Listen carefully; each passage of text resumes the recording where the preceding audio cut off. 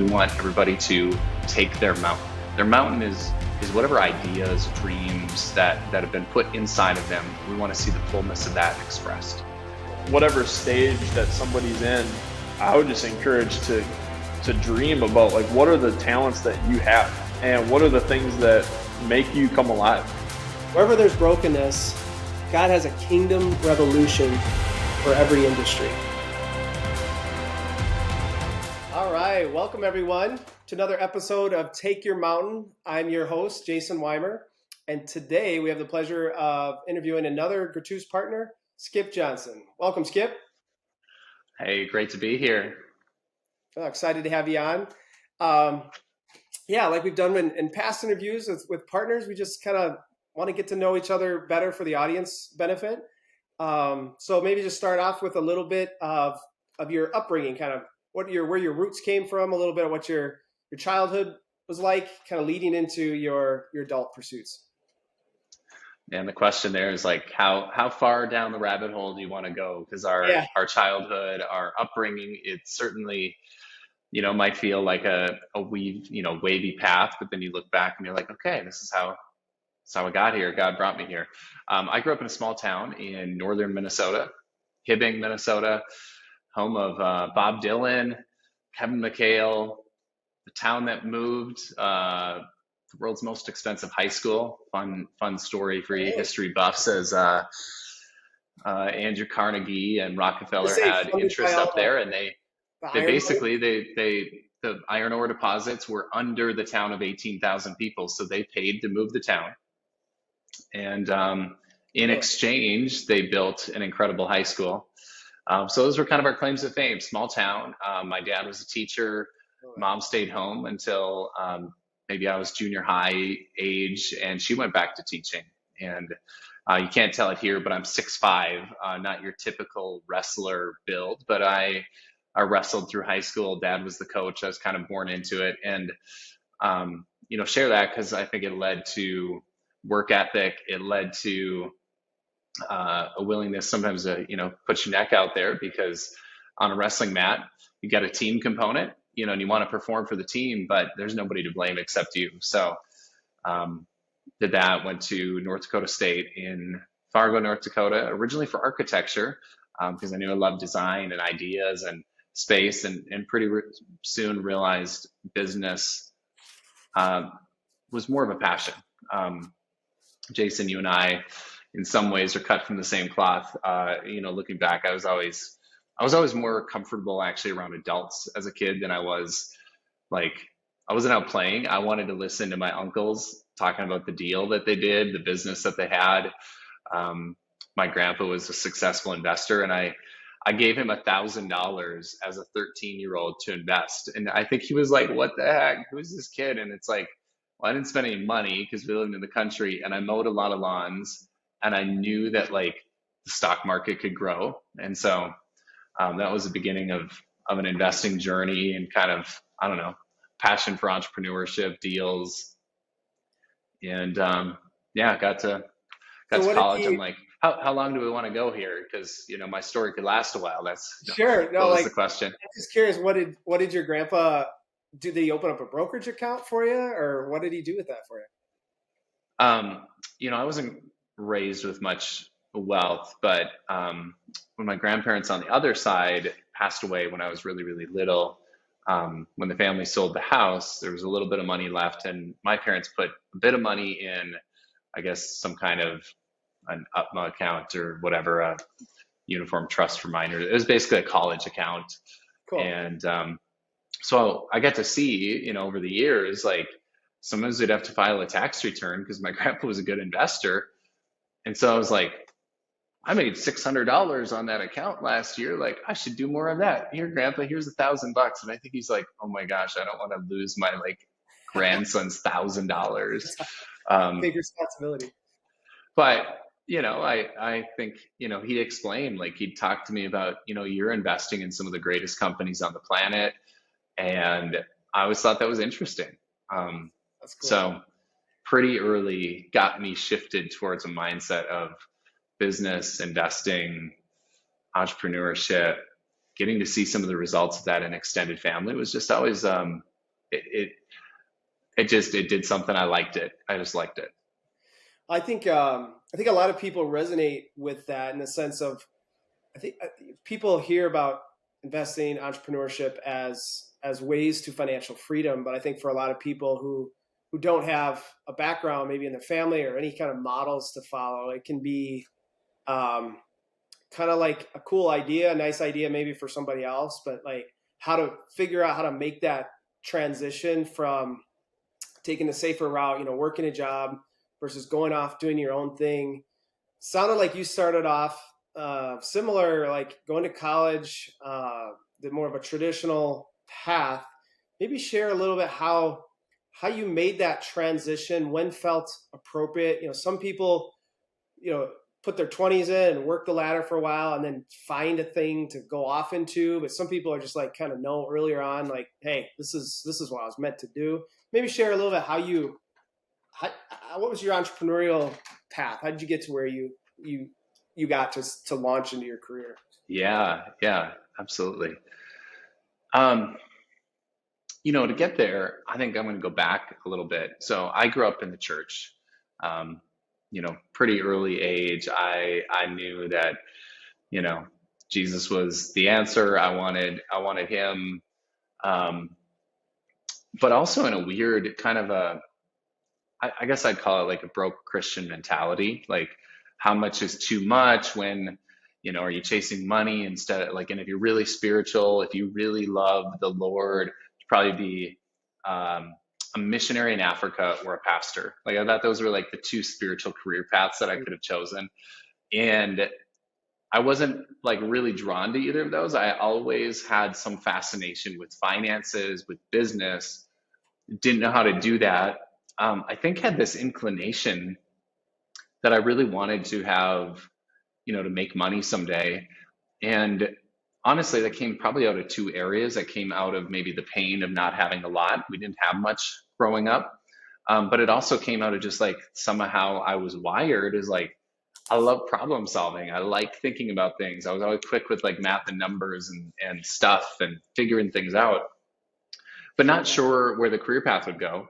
And ultimately not having any great like model as to how do I do that, right? Like most of the entrepreneurs in our family went through a more traditional model. They were doctors who built some wealth or lawyers who built some wealth, or various white collar that then expanded into investing.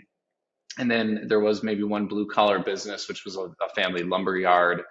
But I don't know how, like, I always heard that story, like, Ray was really successful now, but my uncle being like, yeah, I was framing houses at 20 and it was terrible. And then went into sales at this, and a really roundabout journey to like kind of ending up accidentally as an owner. So I didn't have a path. Okay. I knew there was like a desire. I had a tension of, can I follow God and want to chase money like at the same time? Like, what about this Bible verse that says, either like love one or the other? And of course now, like, I understand that was maybe a flawed that was there's a lot of nuance to that, right? Like, you can only serve one master, but there's nothing inherently wrong with being successful. Like, if you're an entrepreneur, you can serve so many people, you can be generous and all of that, but that was part of the journey. So when I was like 19, maybe 20, in college, 2 years into college, I was introduced to a network marketing company. Okay. So think, like an Amway type multi-level marketing business. And what it did for me, it's the same model I actually follow at Gratus. At Gratus, I think about how do we educate people, how do we motivate people, and how do we empower people. And so with education, I got educated on like, you mean there's businesses out there where you could create passive income, you could sell something, like you could go start a business without a huge downstroke. Number two, it was like there was the motivation. I saw young people who had some success. I saw it, and then they had a path, right? So it was empowered, and I just went all in. I'm like, here's a way to build residual income. I'm going to get rich. I'm going to make. I still remember the pitch. It was like $65,610 a month was what they showed as like the ultimate path. I didn't make that much. And actually pretty quickly the company went bankrupt. But what it did is honestly, it took this like young kid who was even like somewhat socially awkward or like didn't like to get on the phone. And I was forced into it because my why was big enough. Like I remember the first step is we had to go like get 20 customers. And I'm like calling. My mom was like my worst customer ever. She was the first and she was the hardest. And I remember being like, Mom, like seriously, it's long distance. It's the same phone line. It's the same cost. Like just support your kid. But like getting shut down by a few people, but having a big why, like I just sort of came out of my shell and a willingness and a passion or an idea like there are ways to go succeed. There are people who have found a path before. There are models that you can follow in entrepreneurship, investing, or paths to go have success. And so that was really like the start of it. So I wasn't an intentional entrepreneur, but I look back and go, wow, the zest was in there. I was the I was just waiting for an opportunity. And once some sort of a path emerged and I was told that it's like work hard and stick with it, I knew I could do those two things. I didn't ask a lot of the hard critical questions about the rest of the business, but it set me on that path. That's awesome. So powerful. I want to get a little more on the why, but kind of going back to the mindset piece. I think this is part of the reason why we're doing the podcast, right? It's like talking about how important mindset is to your success and like the literal beliefs or wiring that's in our brain. And if we don't have that right, like you can have the greatest goals in the world, but even some of the goals come from the mindset that they're even possible. Could you share a little bit of how you wrestled with, I now call it like more of an abundance mindset that, not that you have your cake and eat it too, but these things are not incompatible, that we can serve the kingdom. But guess what? The kingdom needs some money. And it's important that we do money really, really well in service of that master. How did I think a lot of people get stuck at this point and just either decide to, I guess it's just safer to be broke. Well, I'm not even going to venture out there. How did you come to a cohesive thought process on that? Yeah. Some wrestling for sure. Some digging into my why, what was behind it. If you've ever studied Enneagram, like I'm a classic 3 achiever, which it's just like you want to look good, you want to look like you have it together. And a lot of times I came out of pain of like not having something, right? We learned maybe that validation came out of weren't perfect, right? Like I can look back now and go like it wasn't all great all the time. And God has had to refine some of that and burn some of it out. So I use those 3 terms, right? I said educate, motivate, empower. And so quick, like at Gratuitous, where we get to do some real estate deals together. We have this passion. We want everybody to take their mountain. What's their mountain? Their mountain is whatever ideas, dreams that have been put inside of them. We want to see the fullness of that expressed. Okay. A lot of times it takes money or time or resources to accomplish the fullness of what we've been designed to do. So like you need money to do things, right? Like, so money is simply a tool. I mean, even guys like Dave Ramsey helped me with some of it. He'd go like, money's just a tool. Like think of it like a brick, right? I can use a brick to build a hospital, or I could throw a brick through this window. The brick doesn't care. The brick's simply a brick. So it wasn't, so some of it is I just had to realize like, this is a tool. It's part of how the world works, right? Is it takes currency or money to like pay for things. A guy named Zig Ziglar used to say, money's pretty close to air on the gotta have it list, right? And he'd say money can't buy you happiness, but at least it can buy you the Advil if you got a headache, right? Like it's a tool. Okay, so it was neither. So I had to dig and refine my motivation.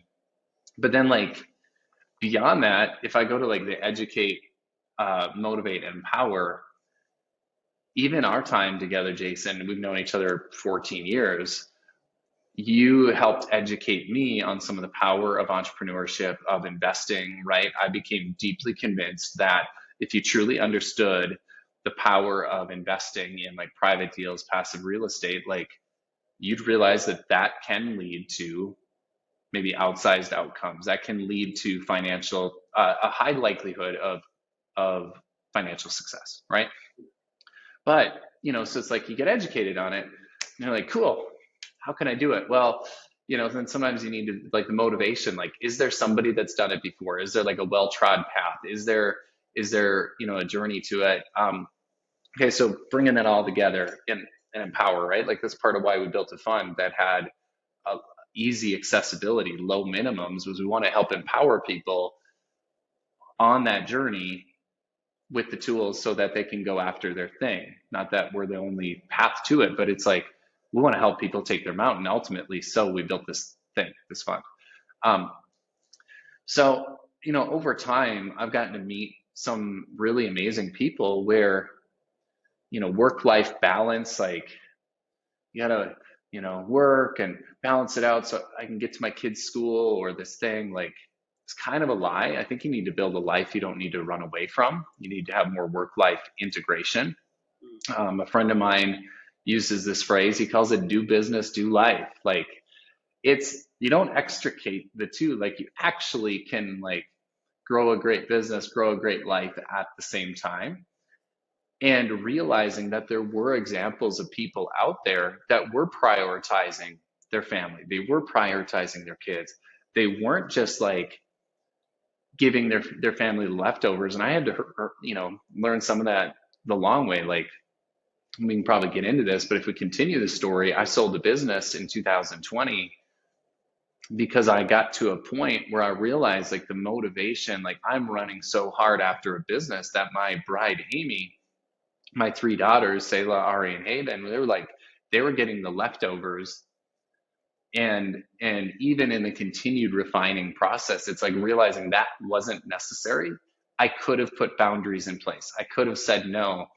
I could have said, you know what, it might take longer, but I'm going to keep the main thing the main thing. And there are people out there doing it. Like Jason, when we started working together formally, you were like, hey, stuff's not good at home. Like, I don't care about work. Take care of your family, take care of your kids, take care of your marriage. It's like that's what's most important at the end of the day. Like, so, I guess over the last few years, I've become very passionate about the concept that like, no, you can actually like, God doesn't put dreams in your heart of big things to accomplish, but expressing the fullness of how he designed us doesn't have to come with a trail of bodies behind it and sacrificing those things that are most important. Actually, the fullness of what he's designed me to be is through more of my calling to be a husband, to be a father, to be a follower of God, to, live like healthy, right? Healthy, healed, whole. Oh, and to go take ground in the kingdom, to go make waves, to go like he actually designed us to be able to do all of it, and he can lead us in that path. Just we have to not have the what I call the entrepreneurial lie. The entrepreneurial lie I was living is, honey, I'm doing all of this for us. I'm doing all of this for you. And half the time, like Amy and the girls are like, Dad, we just want you. Like, we just forget all this stuff. Like, we want you. Right. So I don't know. That was a long-winded answer. But it's taken wrestling. It's taken deep digging into motivation. It's taken therapy. It's taken counseling. It's taking like God slapping me a little bit to refine me. Like all of that is helping create a version, an authentic version that's like, you know what, if I can't honor my wife and my kids and do this at the same time, like it's just not going to work. Like if I have to pick, I'm going to pick them. But I don't believe it's binary. Like it isn't binary, but so many people think it is. Amen. That's so good. Like, and props to you too. It takes courage. Takes a lot of courage actually to ask the harder questions and dig deeper when it's a lot easier it's more expedient in many ways to just keep doing, roughly what you're doing. So props to you for taking the time to introspect and dig into those things. I just think like for entrepreneurs, um, it's a process, right? So step one is saying, I think entrepreneurship is a path to a higher life, but it's so easy. I think one of the traps in stage one of that life is, I now call it like it's the Babylonian values. It's yeah, we need to work hard, and especially in your 20s, you really do need to work hard and work focused because it's so easy to get distracted. But beyond that, there's a form of slavery if you're not careful to just keep doing whatever the world says you need to do. But it sounds like that you got a vision for an even better way to do it. Did that come in the form of just like some other men or women in your lives that were doing similar things, but in a different way? Like what was that? Was there a moment where you got inspired, or like how did you make that transition and see a fresh vision for how you could do it?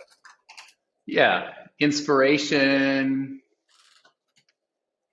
looking yourself in the mirror. There's this great line in the movie Jerry Maguire, and he uses this term. It's right at the start. It's when he says, I lost the ability to, BS. Yes. But he goes, break down, break through. Break down, break through. I don't know which was, but okay, so leave college, go work for this thing. It doesn't really work out. I'd exited college a little early. I'd purchased a home. Kind of in a way, you almost feel stuck, right? So you're like in the rat race now, and I just kind of head down. And I was always like running. Went through a few things around 2010. Got into the financial services business. Somebody said, I think you'd be pretty good at this. You sell to business owners, you sell them on kind of money stuff. Like, let me show you. And so I saw a path, started doing pretty well, making good income, but it was on the road all the time, on the road. Really young kids at that time. Got to meet somebody through the financial services business around 2011, 2012, who was making more money than me, serving more clients than me, and had a life. Like, clients came to see them. And so, in just some visits, like, he saw something in me and another young guy that worked for the firm. He basically was like, I think you could do it on your own. He even told us he'd stake us if we needed it. He's like, that's how much I believe in you. And we didn't end up taking that, but that confidence, and then even like the confidence that my wife had of like, wait, you could do some of what you're doing already, but possibly have more time and more money. And that was like the dream. And that's why we left a comfortable, fairly high paid thing to start our own.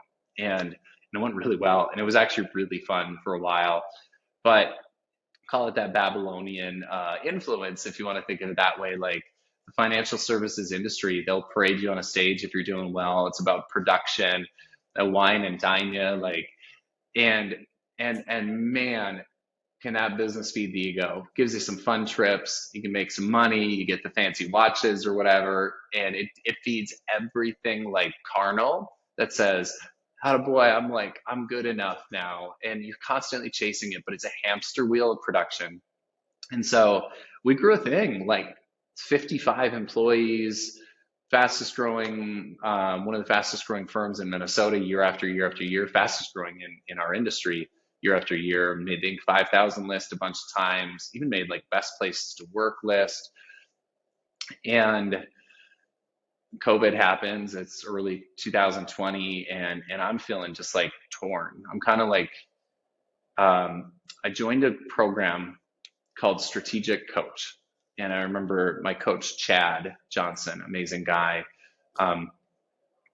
Man, he seemed to have fun with his business and have a life and really value his family and was unwilling to do that. And he challenged me. He challenged me after a workshop to take 4 free days, what he called them, 4 free days in the next quarter. No big deal. It's like a little more than one a month, 4 days. And I remember I'm flying back from Chicago to Minneapolis, where I'm based, and I look at the calendar, and I had not a single gap in the next 3 months on my calendar. Every minute of every day was spoken for. I had no openings. And so I remember getting so mad. I was sitting toward the I almost chucked the phone with my calendar on it at the wall in front of me, because I realized I started in this business to like have more time and more money and like time with the girls and Amy. And I realized like I don't own a business, the business owns me. And combine that with come late 2020, the second part is I had an offsite meeting with my business partners, quarterly board meeting. And it felt a bit like an intervention, because they were telling me all the ways that I acted like an ass to our team. And I'm like, that's not my heart. That's not who I desire to be. But I'm somehow running people over. I'm somehow going a million miles an hour. I'm somehow people are feeling not heard. Like, that's not my heart. So like, one, I don't even feel like I own this thing anymore. I just feel like pressed. I feel burned out.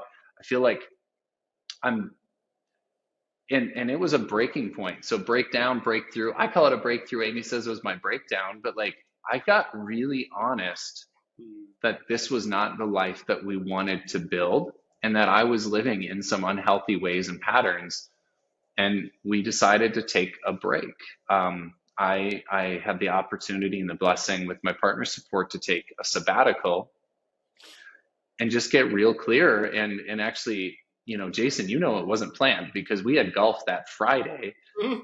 And we show up at golf on Friday. I'm hosting you and Bob, one of our partners. I'm like, so guys, I'm screwed up. I don't know when I'm going back to work. I have a lot to figure out. And that actually, one thing led to another. And eventually God had a very clear, I would say, like directive for us, which was, it was time to move. It was time to be repotted. It was basically like, if I stayed in the same spot, I was going to probably continue to produce the same fruit. But it was like the stripping away, the choosing to like sell and exit, the getting very honest, and the willingness to be like, man, why? Like I would say these things. I would say like, babe, I got to take this call. I have to fly to this place. I got to do this meeting. And sometimes she would just like say like, what do you mean you have to? Like, I thought you owned the business. But I felt like, no, I have to do this thing. And I'm like, well, where? For me, it was like some deep, deep wounded, a young 7-year-old boy who, I don't need to go into the story, but who felt like some patterns of rejection, who like decided at one point that performance, success, being good enough is the way that I don't get hurt. I need to be strong enough, smart enough, dress right, or whatever, all of these things. And like, it led me on this pattern or this cycle that, like it always does. It always requires new levels to hit and new levels of performance to even feel okay. And then you still feel like you're behind. You feel like you're constantly on the edge of losing it. So it's like, I would say, I don't know. I mean, I don't know if this is meant to be inspirational or not, but like, I had to go through a breaking time, a stripping away time of reverting to being like, God, who did you design? Like, who did you intend when you intended me? When you designed Skip? And I mean, like, I was calling my mom, being like, hey, Mom, do you have like pictures of me when I was like little? So I was like the sweetest little boy, like the sweetest little 5-year-old. And somewhere in there, like, I became this just like performance driven junkie. And I still have tendencies to go back to some of that, but like more and more, I'm trying to like live in this area where like at my core, like I'm pretty sweet and I'm gentle and I'm kind and like I care for people. I love to help. I love to help grow things.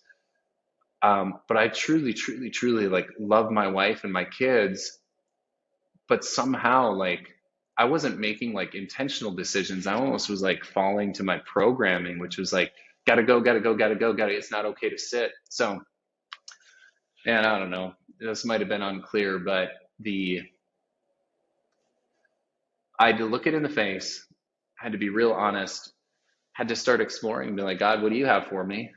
And he had breadcrumbs, he had a path, got to meet guys, got to spend more time with guys like you, and where I felt like, the mission at Gratus was worth helping,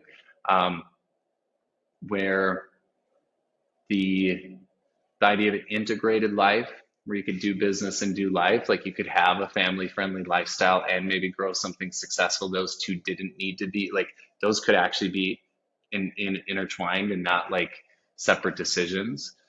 And it's been a refining process, and I'm still on the journey, but some of it, yeah, find inspiration from amazing people ahead of you. Uh, be willing to like kind of get naked.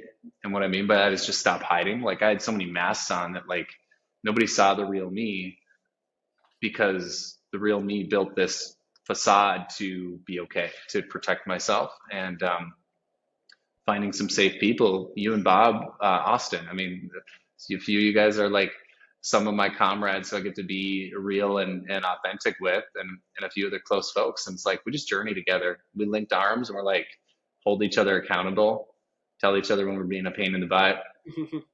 And it's been a fun journey. Highly encourage. Well, fun. It's been a journey. Rewarding. One that I highly encourage. Yeah. Amen to that. Well, thanks for sharing that part of your story. There's such power in vulnerability. I think from the outside looking in, it's so easy. We do this all the time. We see what's easy to see in other people's lives around us. Comparison is such a easy thing to fall into. It's something we all struggle with at some point. But from the outside looking in, I mean, you had like everything going for you. The strength of the business, the growth, the accolades. But inside, it sounds like there was something more there that you felt God had for you, and were willing to press into the process. Two things I see that jump out is you did have built enough of an economic engine that you could afford to take some time to slow things down, even though you were hostage to your schedule. The awareness was like 80% of the solution is just, I guess I probably don't need to be this way.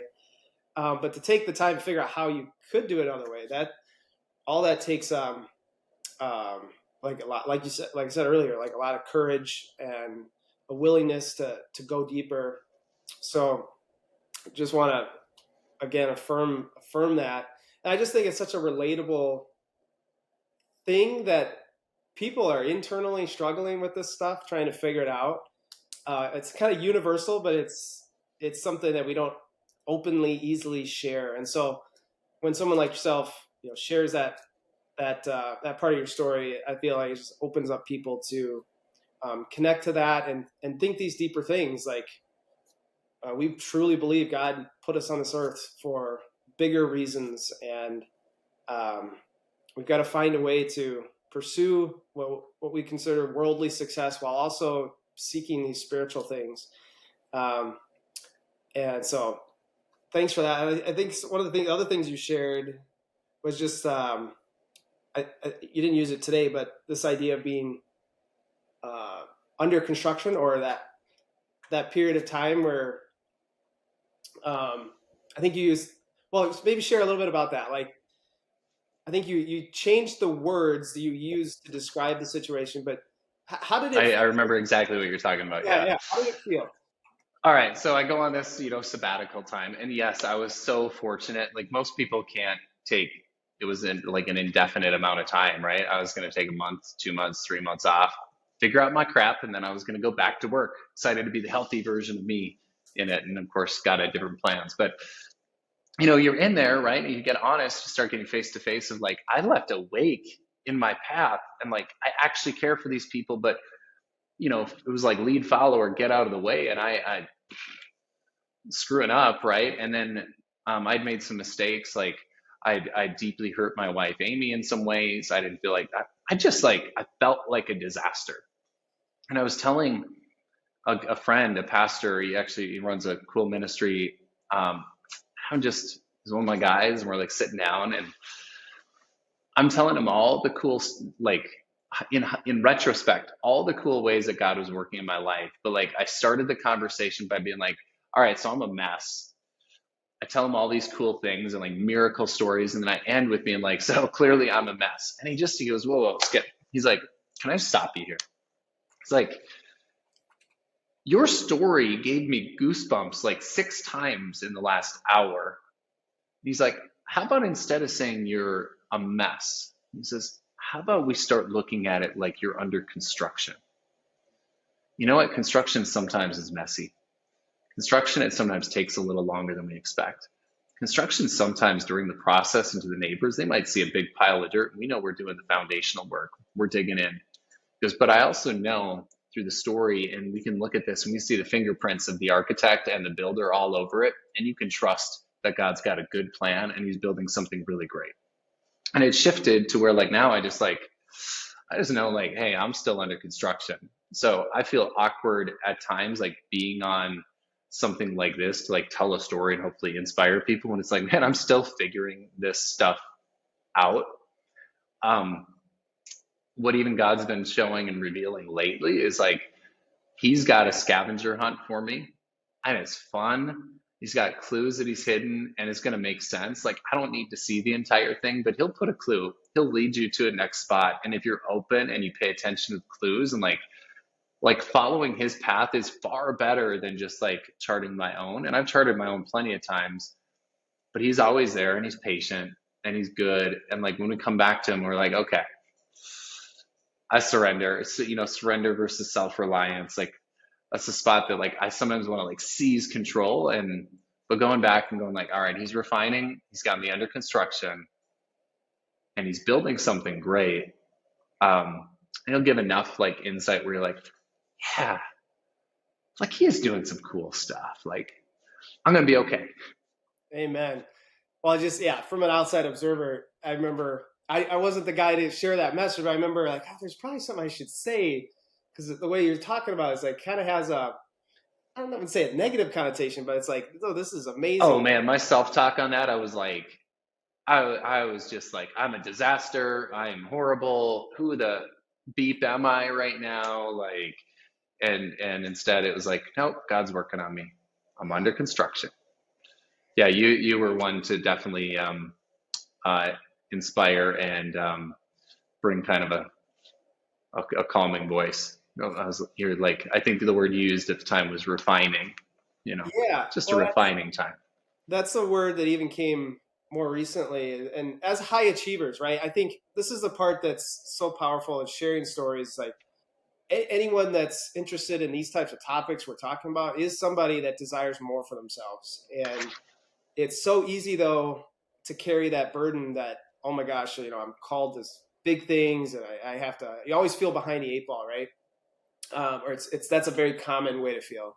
And I think we'll affirm we are in the same boat, right? A lot of us. But this idea of like a refining process, I'm not a smelter, but I can picture, roughly how making gold, silver, these things, you start off with a thing and you melt it down, you get rid of some impurities and then it's better. And then there's always room to basically add that next level of purity, that next level of ability. And I think we always like the idea of process, like as go-getters, as high achievers, we always want to be there, right? We always want to accomplish that next goal, whatever it is. But realizing like there's a process to it and it's like an active rest kind of idea where it's like, yeah, you do need to work and you do need to take steps, but also there's times where the step is to step back or to slow down and as an achiever, just having that concept of, you kind of get to this level and okay, it's okay to be under construction. It's okay to be where you're at. And when you have that relationship, that the Father is gentle, and depending on your vision of what a good father is, that may or may not be intuitive, but he is gentle and he is kind and he has these steps. And it's kind of it's the joy, like you said, it's the challenge and joy of like learning to trust the Father through that process. I know that just in my own walk and even sharing, talking together, like that became more solidified and just in hearing a little bit of your story for it's okay to be where you're at, but also no matter where we're at, there is greater and there's more that God has for us. So like all together, not feeling bad about where we can grow because we're not perfect, far from it. But that there is these gentle nudges where we have opportunities to take that next level and do something better than we've done it in the past without beating ourselves up. Yeah. I think when you believe and you trust the author, or like kind of that thing that came to me of like a scavenger hunt, there's somebody pretty awesome that designed the journey we're on. Um, but there's a concept entrepreneurially. This guy Dan Sullivan came up with a concept called the gap in the game. Mm, The gap is when we look ahead, that our goals always move. We get closer and closer, and it's like setting a goal to like you're sailing toward the horizon. Like the horizon always moves. So occasionally I have to look back and be like, wow, we've come a long way. mm, And so sometimes measuring in reverse and looking back and being like, you know what, boy, we have made some progress. Like I'm on my way. Oh, you know what, that actually was like the straightest line to get here. Or God had a plan. Or it can just be depressing if you continue looking ahead, because I like seldom accomplish my goals. Pretty much miss them 100% of the time because I set ridiculous ones.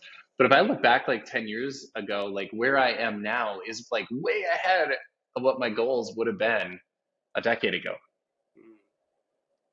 So like the game, looking back, it's That's so a good. reasonable way to maybe stay motivated in the process. That's so good.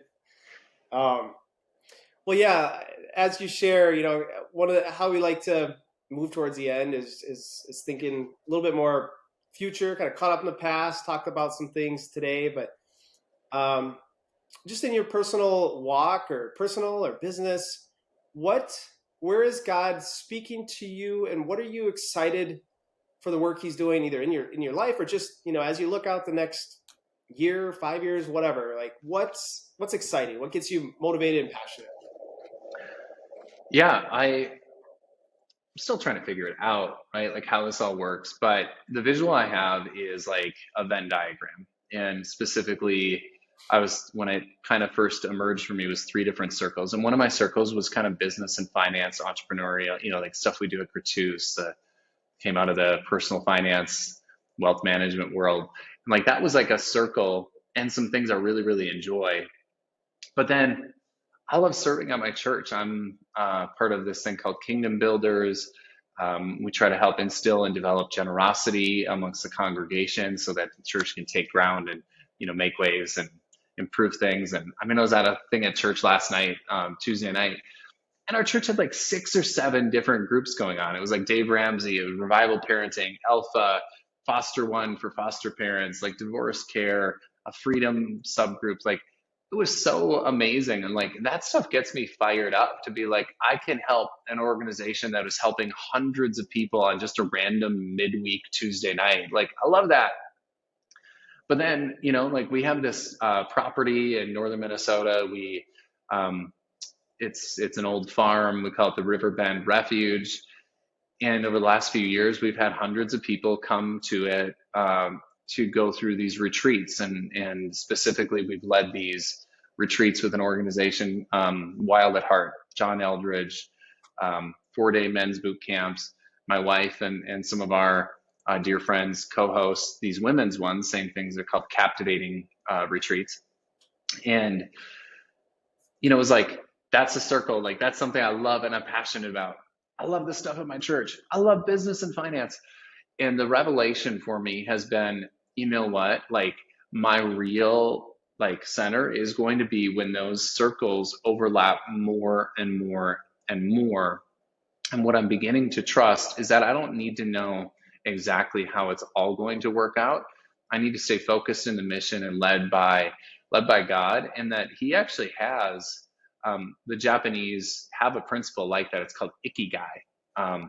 We put it in the show notes or something. But the ikigai principle is this idea of like, what are you passionate about? What are you good at? What can you get paid for? Like, what does the world need more of? And there is a spot there where that all comes together, and that's like your purpose. And so I'm realizing like my purpose maybe doesn't look like everybody else's. Like I'm somehow like literally like in the church world and love doing ministry and love doing business. And I still have yet to figure it all out, but I'm trusting that there's a path towards the fullness of that expression over time.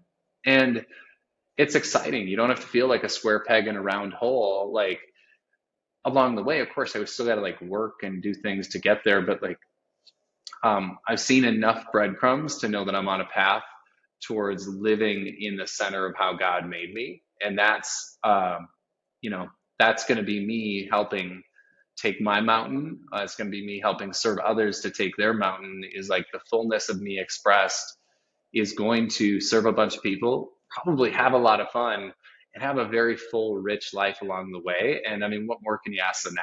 So do I have it figured out? Like, no, but am I excited about it? Yeah, I hope you can tell. Well, what a great segue. Just the idea that we never arrive. We're constantly learning, growing, figuring things out together. And I'm pretty sure this will not be the last time we explore these topics together to help others figure out how they can integrate. As we learn how to integrate better, just simply sharing the little nuggets we learn along the way, and hopefully others can benefit. So thanks, Skip. Thanks for sharing from your story. And I'm grateful to be on this journey of life together. You bet. Glad to be a part of this, and glad to have been on the journey with you.